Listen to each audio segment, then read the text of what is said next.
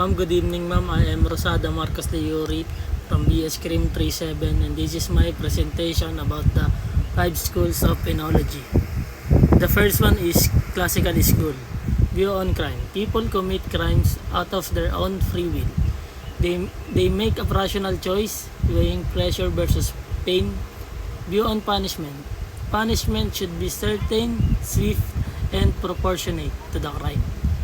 The main goal is deterrence to discourage both the offender and society from committing crimes.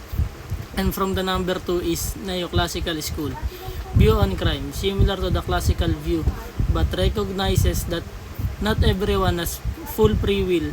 Children, the mentally ill, and the other vulnerable groups may lack full responsibility.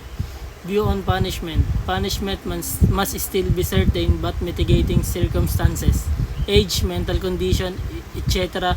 should be considered more humane and flexible compared to the strictness of the classical school. And from the number 3 is positivist or positivist school.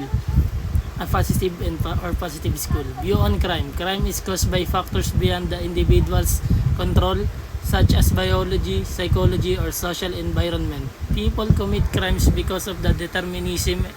Their actions are shaped by heredity or society.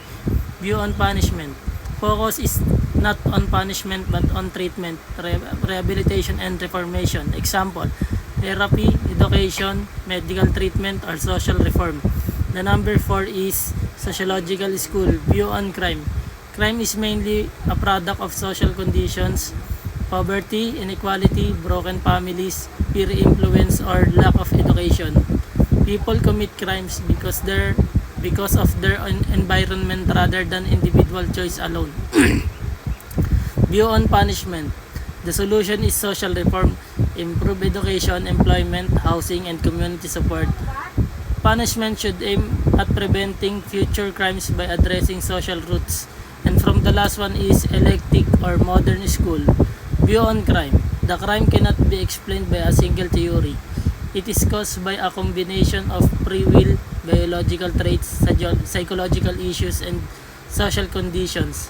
View on punishment. Advocates for a balanced approach, sometimes deterrence, sometimes rehabilitations, sometimes social reform depending on the case.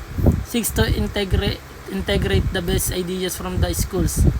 And the summary is from the classical to free will to proportionate punishment.